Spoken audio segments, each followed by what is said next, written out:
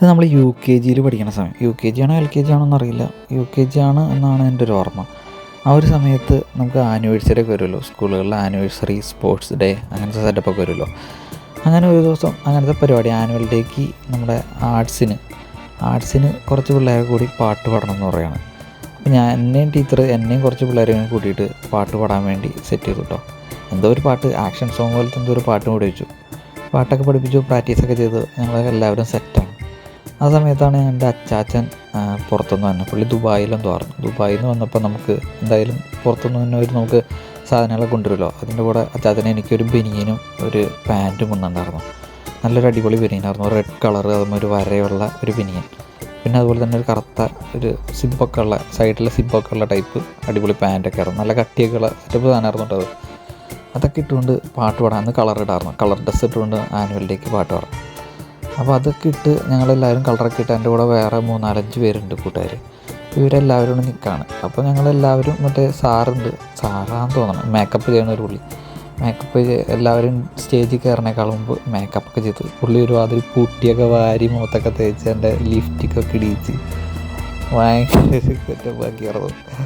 ഒരു വാരി തേച്ചായിരുന്നു പുട്ടിയൊക്കെ, നമുക്കൊക്കെ ഇങ്ങനെ ഇടുന്നത് ഇഷ്ടമല്ലല്ലോ. അപ്പോൾ എനിക്ക് ഇപ്പോൾ ഓർക്കുന്നത് നിറച്ച് പുട്ടി വാരി തേച്ച് മുഖത്ത് ലിഫ്റ്റിക്കൊക്കെ ഇടിയിച്ച് പുള്ളി ഇങ്ങനെ വന്നേക്കാണ്. അപ്പോൾ ഞങ്ങളെല്ലാവരും പാട്ട് പഠിക്കാനുള്ള ടെൻഷൻ, ഫ്രണ്ടിൽ സ്റ്റേജ് നിറച്ച ആൾക്കാർ ഇരിക്കുകയാണ്. എന്നിട്ട് എല്ലാവരും ഇങ്ങനെ, ഞങ്ങൾ 3-4 പേര് ഇങ്ങനെ റൗണ്ടിൽ ഇങ്ങനെ നിന്നു, പാട്ടൊക്കെ പഠിച്ച് വെച്ച് സെറ്റായി നിൽക്കുന്നതാണ്. ഈ സമയത്തുണ്ടല്ലോ ടീച്ചർ വന്നിട്ട് എന്നെ പിടിച്ച് സെൻറ്ററിൽ നിർത്തിയിട്ട് ആ മൈക്ക് എൻ്റെ ഫ്രണ്ടിൽ കൊണ്ടു വെച്ചു. ഞാനാണെങ്കിൽ പഠിച്ച പണ്ടാറപ്പാട്ട് മറന്നുപോവുകയും ചെയ്തു. എന്താ ചെയ്യണം എന്നുള്ളൊരു അതുണ്ടാകുന്നില്ല. ഫ്രണ്ടിൽ എൻ്റെ നേരെ മൈക്ക്, ഇവന്മാർ ചുറ്റും നിന്നിട്ട് എന്നെ നോക്കണം.